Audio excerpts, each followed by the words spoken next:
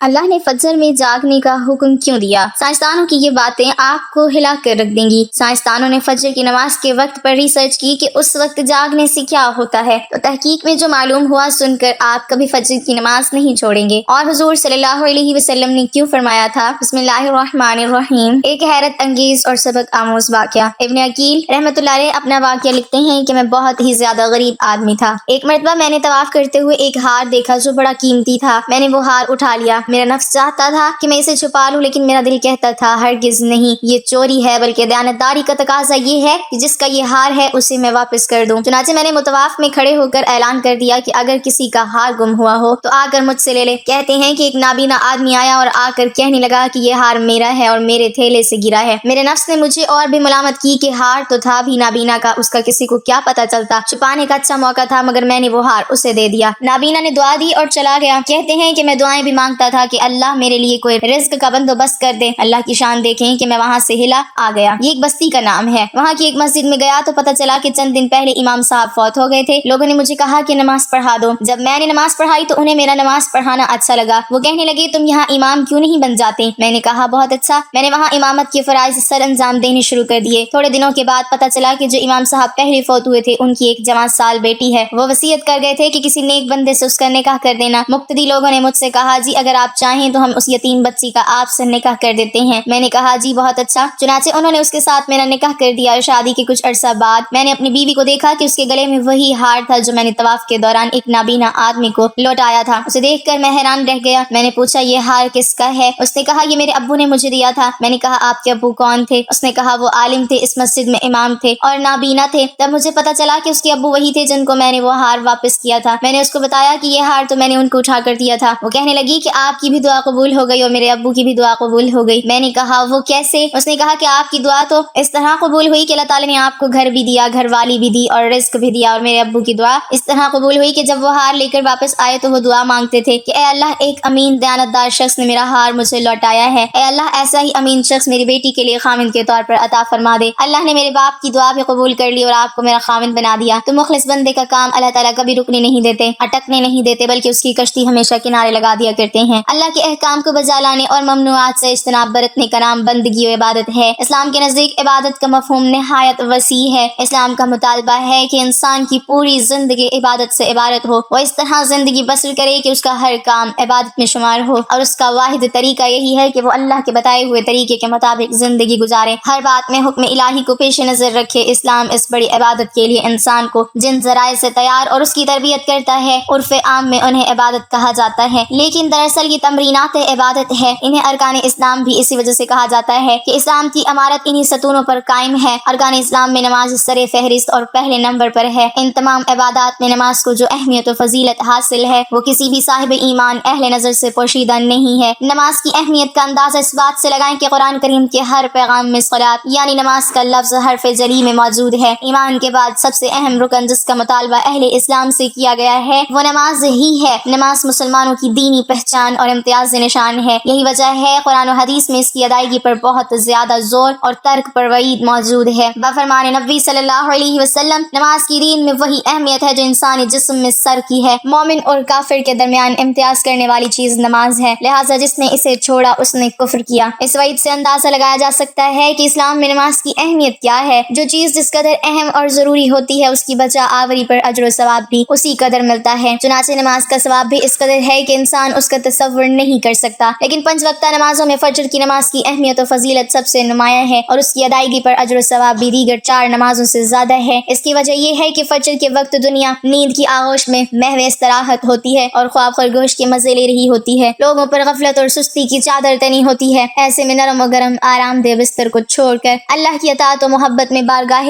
الہی میں سجدہ ریز ہونا بڑا پرمشقت اور نفس کو زیر کرنے جیسا مشکل کام ہے۔ اللہ تعالیٰ کی سنت یہ ہے کہ بندے کو جس نیکی کے کرنے میں مشقت زیادہ ہو اور نفس و شیطان سے لڑائی لڑنی پڑے، اللہ اس پر زیادہ اجر و ثواب عطا کرتا ہے، چاہے وہ نیکی کتنی ہی چھوٹی کیوں نہ ہو۔ قرآن و حدیث سے بھی نماز فجر کی قرات و تلاوت قرآن کی اہمیت جاگر ہوتی ہے، جس سے فجر کے وقت اور نماز فجر کی اہمیت کا پتہ چلتا ہے۔ سورہ بنی اسرائیل میں فرمایا فجر کا قرآن، بے شک فجر کی نماز میں پڑھا جانے والا قرآن محسوس و مشہود ہو کر سامنے آ جاتا ہے۔ یعنی اگر فجر کی نماز میں پڑھا جانے والا قرآن اگر سمجھ کر بغور پڑھا یا سنا جائے تو وقت فجر کی تمام انوار و تجلیات اور قرآنی فیوز و برکات متشکل ہو کر اللہ کے وجود اور اس کی وحدانیت کی گواہی دیتے محسوس ہوتے ہیں۔ حدیث نبوی سے بھی نماز کی اہمیت و فضیلت و نورانیت کا پتہ چلتا ہے۔ آپ صلی اللہ علیہ وسلم نے فرمایا کہ فجر کی 2 رکعت سنتیں دنیا اور دنیا کی ہر چیز سے افضل ہیں۔ قرآن و حدیث اور اسلامی لٹریچر میں دنیا سے مراد مشرق و مغرب، شمال و جنوب کا کرۂ ارض نہیں، بلکہ دنیا سے مراد ہے یہ کائنات اور اس کی تمام تر نعمتیں، خزانے، دولت و ثروت اور حکومت و ستوت مراد ہے۔ سوچئے جب فجر کی 2 رکعت سنتوں کی یہ فضیلت ہے کہ پوری دنیا کی نعمتیں اور خزانے اس کے سامنے ماند اور ہیچ ہیں، تو پھر فجر کے فرض کا کیا عالم ہوگا۔ صحیح مسلم کی روایت میں ہے کہ رسول اللہ صلی اللہ علیہ وسلم نے فرمایا، جو شخص فجر کی نماز پڑھ لیتا ہے وہ اللہ کے ذمے میں آ جاتا ہے، یعنی جو شخص نماز فجر کا فریضہ ادا کر لیتا ہے وہ اللہ کی حفاظت میں آ جاتا ہے اور اسے کوئی بھی نقصان نہیں پہنچا سکتا۔ بخاری و مسلم ہی کی ایک روایت میں ہے کہ جس نے 2 ٹھنڈے وقت کی نمازیں فجر اور عصر ادا کر لی وہ جنت میں داخل ہوگا، یعنی آپ صلی اللہ علیہ وسلم نے فجر اور عصر ادا کر لینے والے کو جنت کی بشارت سنائی۔ ایک اور روایت میں ہے کہ رسول اللہ صلی اللہ علیہ وسلم نے فرمایا، جو شخص عشاء کی نماز باجماعت ادا کرے گا اسے آدھی رات کے قیام کا ثواب ملے گا، جو عشاء و فجر کی نماز باجماعت ادا کرے گا اس کے لیے پوری رات کی قیام کا ثواب ہوگا۔ نماز فجر کی ادائیگی میں ہماری سستی و غفلت اور کاہلی و کوتاہی انتہا کو پہنچی ہوئی ہے۔ کوئی بھی موسم ہو، بقیہ 4 نمازوں کے مقابلے میں فجر میں نمازی بہت کم تعداد میں ہوتے ہیں۔ یہی حال گھروں میں خواتین کی نماز فجر کا ہے۔ فجر میں وہ اہتمام نہیں ہوتا جو بقیہ 4 نمازوں کی ادائیگی میں ہوتا ہے۔ موسم گرما میں راتیں چھوٹی ہونے کا بہانہ اور موسم سرما میں صبح سردی کا، لیکن ہمارا ہر بہانہ اور عذر نماز میں کوتاہی و غفلت کے سلسلے میں اللہ کے ہاں ناقابل قبول ہوگا۔ ہم میں سے اکثر لوگوں کو ایک شکوہ ہمیشہ رہتا ہے کہ روزی میں برکت نہیں، گھر میں برکت نہیں، کتنا ہی کما لیں پتہ ہی نہیں چلتا کہ کہاں گیا۔ ہر وقت کوئی نہ کوئی پریشانی رہتی ہے، کبھی بیماری تو کبھی کوئی اور تنگی۔ اگر ہم اس تمام بے برکتی، تنگ دستی،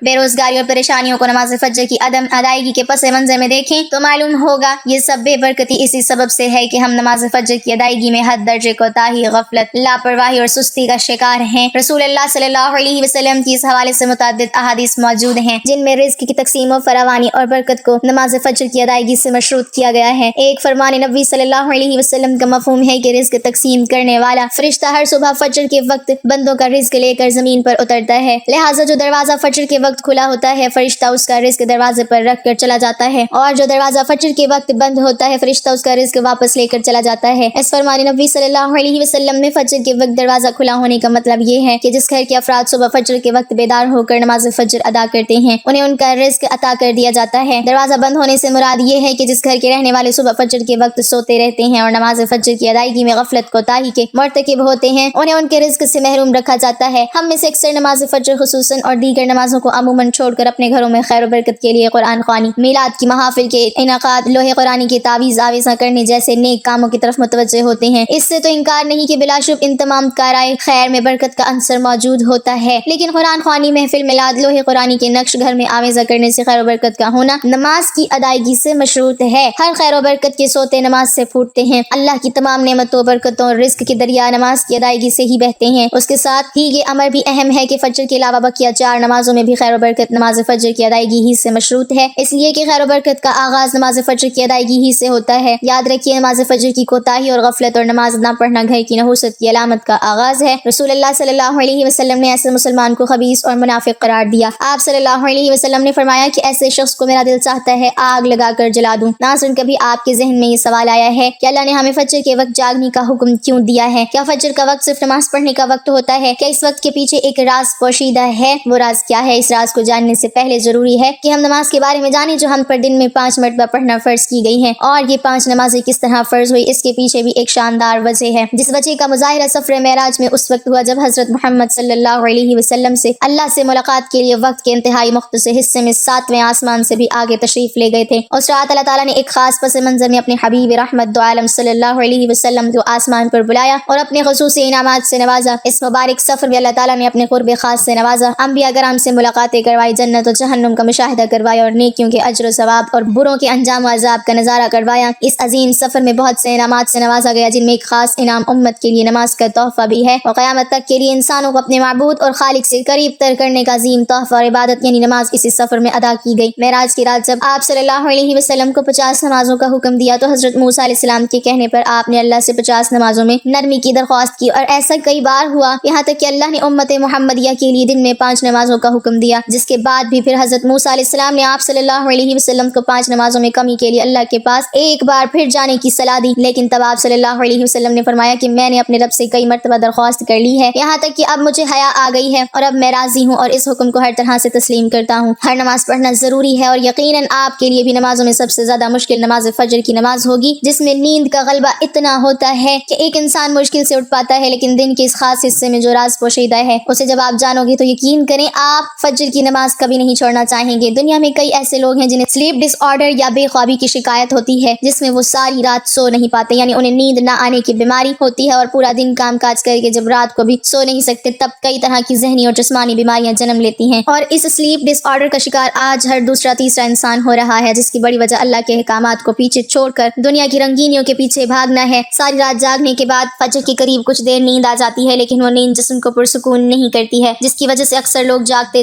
اور ہر قسم کی دوائیوں کے استعمال کے باوجود جب سو نہیں پاتے تو وہ اللہ سے یہ سوال ضرور کرتے ہوں گے، اے اللہ مجھے نیند کیوں نہیں آتی، آخر کیا وجہ ہے؟ بہت کم لوگ ہوتے ہیں جو اس کیفیت میں اپنے اندر پیدا ہونے والی اس آواز کو سن پاتے ہیں جس میں ان سے کہا جاتا ہے کہ بستر سے نکلو، نماز پڑھو، اللہ کا ذکر کرو، اور یقین کریں جو لوگ اس آواز کو سن پاتے ہیں اور اس پر عمل کرتے ہیں انہیں تا حیات کبھی بھی سلیپ ڈس آرڈر کی شکایت نہیں ہوگی۔ اس حوالے سے ایک صوفی نظم ہے جسے ایک امریکن مصنف یعنی کتاب کے لکھنے والے نے ترجمہ کیا ہے، جس کا عنوان ہے یعنی دوبارہ مت سو جانا۔ صبح کی ٹھنڈی ہوائیں ایک راز لاتی ہیں تمہارے لیے، دوبارہ مت سو جانا، خود سے پوچھو تم کیا چاہتے ہو، دوبارہ مت سو جانا۔ لوگ دروازے کی چوکھٹ سے آ جا رہے ہیں جہاں سے دو دنیایں ملتی ہیں، وہ دروازہ گول اور کھلا ہے، دوبارہ مت سو جانا۔ اس نظم میں بیان کردہ دروازہ ہماری دنیا اور اس دوسری دنیا کا ہے جہاں سے فرشتے ہر صبح اور شام کو اترتے ہیں، جن کا ذکر اس حدیث پاک میں ملتا ہے جس میں آپ صلی اللہ علیہ وسلم نے فرمایا کہ رات اور دن میں فرشتوں کی ڈیوٹی بدلتی رہتی ہے، اور فجر اور عصر کی نماز میں ڈیوٹی پر آنے والے فرشتے اور جانے والے فرشتے ایک دوسرے سے ملتے ہیں، پھر تمہارے پاس رہنے والے فرشتے جب اوپر چڑھتے ہیں تو اللہ تعالیٰ پوچھتا ہے، حالانکہ وہ ان سے بہت زیادہ اپنے بندوں کے متعلق جانتا ہے، کہ میرے بندوں کو تم نے کس حال میں چھوڑا؟ تو وہ جواب دیتے ہیں کہ ہم نے جب ان کو چھوڑا تو وہ فجر کی نماز پڑھ رہے تھے، اور جب ان کے پاس گئے تب وہ عصر کی نماز پڑھ رہے تھے۔ فجر اور عصر کی نمازوں کے اوقات میں سونے سے منع کرنے کے پیچھے بھی ایک بڑی وجہ ہے، اور وہ یہ ہے کہ سائنس کہتی ہے کہ صبح سورج طلوع ہوتے وقت اور شام کو غروب ہونے سے پہلے سونا نہیں چاہیے، کیونکہ صبح کے وقت زمین پر آکسیجن بہت زیادہ مقدار میں ہوتی ہے، جس وقت ماحول تر و تازہ ہوتا ہے، اور یہ آکسیجن آپ کو دن بھر فٹ رکھنے کے لیے انتہائی ضروری ہوتی ہے، تو جو اس وقت سو جاتا ہے تو وہ اس تازہ آکسیجن سے محروم رہ جاتا ہے، اور عصر کے وقت زمین پر آکسیجن کی کمی ہو جاتی ہے، تو اگر کوئی سو جاتا ہے اس کو آکسیجن کی کم مقدار ہی مل پاتی ہے، جس کی وجہ سے جب وہ جاگتا ہے تو اس کے سر میں درد اور طبیعت بوجھل ہو جاتی ہے، اور یہی بڑی وجہ ہے کہ دین اسلام میں ان دونوں اوقات میں سونے سے منع فرمایا گیا ہے۔ رسول کریم صلی اللہ علیہ وسلم نے فرمایا، طلوع شمس سے پہلے اور غروب شمس سے پہلے نماز ادا کرنے والا جہنم میں ہرگز داخل نہیں ہوگا۔ نماز فجر کے بارے میں ایسے بے شمار فضائل اور بھی ہیں جن کو ہم نہیں جان سکتے، اگر انسان ان کو جان لے تو کبھی کوتاہی نہ کرے۔ رسول کریم صلی اللہ علیہ وسلم کا فرمان ہے، اگر وہ لوگ عشاء اور فجر کی فضیلت کے بارے میں جان لیں تو وہ ضرور بالضرور ان نمازوں میں حاضر ہوتے، چاہے ان کو خود کو گھسیٹتے ہوئے ہی آنا پڑے۔ اب آپ خود اندازہ کیجئے کہ ایک طرف ان دونوں نمازوں کی اتنی فضیلت و اہمیت ہے، اور دوسری طرف ان کی ادائیگی میں کتنی سستی اور لاپرواہی بڑھتی جاتی ہے۔ بے نمازی کا انجام اور اس کو عذاب۔ حضور صلی اللہ علیہ وسلم معراج کی رات گئے تو وہاں مختلف لوگوں کو مختلف عذابوں میں مبتلا دیکھا، کسی کا منہ چیرا جا رہا تھا، کسی کی زبان لوہے کی کینچیوں سے کاٹی جا رہی تھی، کسی کے اوپر کھولتا ہوا پانی ڈالا جا رہا تھا، کوئی سراند والا گوشت کھا رہا تھا، کسی کے جسم میں لوہے کی میخیں ٹھوکی جا رہی تھی۔ ایک قوم کو حضور نے دیکھا جن کا سر پتھر سے کچلا جا رہا تھا، پتھر آنے تک دوبارہ صحیح ہو جاتا پھر کچلا جاتا۔ حضرت جبرائیل امین سے حضور صلی اللہ علیہ وسلم نے فرمایا، یہ کون لوگ ہیں؟ کہا، یہ وہ بدنصیب شخص ہیں جو 5 فرض نمازیں نہیں پڑھا کرتے تھے۔ یہ تھوڑی سی زندگی ہے، زیادہ سے زیادہ کوئی 70-80 سال بسر کر لے گا، پتہ نہیں ہے کہ کل ہمارا آنے والا کہاں ہے۔ کتنا غافل اور بدنصیب ہے وہ شخص جس کو سجدہ نصیب نہیں ہے۔ حضور صلی اللہ علیہ وسلم نے فرمایا، نماز چھوڑنا تو خیر بہت بری بات ہے، جو شخص نماز پڑھتے ہیں لیکن جماعت کے ساتھ نہیں پڑھتے۔ فرمایا، جی چاہتا ہے کہ اپنی جگہ کسی اور کو کھڑا کروں اور جوانوں کا ایک گروہ ساتھ لوں جو شخص مسجد میں نماز پڑھنے نہیں آتے، ان کے گھروں کو جلا دوں۔ رحمت للعالمین نبی فرما رہے ہیں، ان کے گھروں کو آگ لگا دوں۔ اتنا غصہ ہے ان لوگوں پر جو مسجد میں آ کر نماز نہیں پڑھتے، اور جو پڑھتے ہی نہیں۔ اس دور میں کوئی مومن تھا ہی نہیں جو نماز نہیں پڑھتا۔ نماز تو نماز رہی، لیکن آج ہم میں سے اکثر افراد کو جمعہ بھی نصیب نہیں۔ حضرت ابن جبر نے ایک روایت لکھی ہے، جو شخص نماز ترک کرتا ہے اس کو بہت ساری رسوائیاں ہیں۔ فرمایا، یہ دنیا پر اس کی سزائیں ہیں، نمبر 1 اس کی عمر سے برکت اٹھا لی جاتی ہے، نمبر 2 اس کے چہرے سے صالحین کا نور اتار لیا جاتا ہے۔ اللہ تعالی ہم سب کو 5 وقت نماز پڑھنے کی توفیق عطا فرمائے اور ہمارا خاتمہ بالخیر فرمائے، آمین۔ ناظرین، کمنٹ باکس میں اللہ تعالیٰ کے 99 ناموں میں سے ایک نام ضرور ٹائپ کریں۔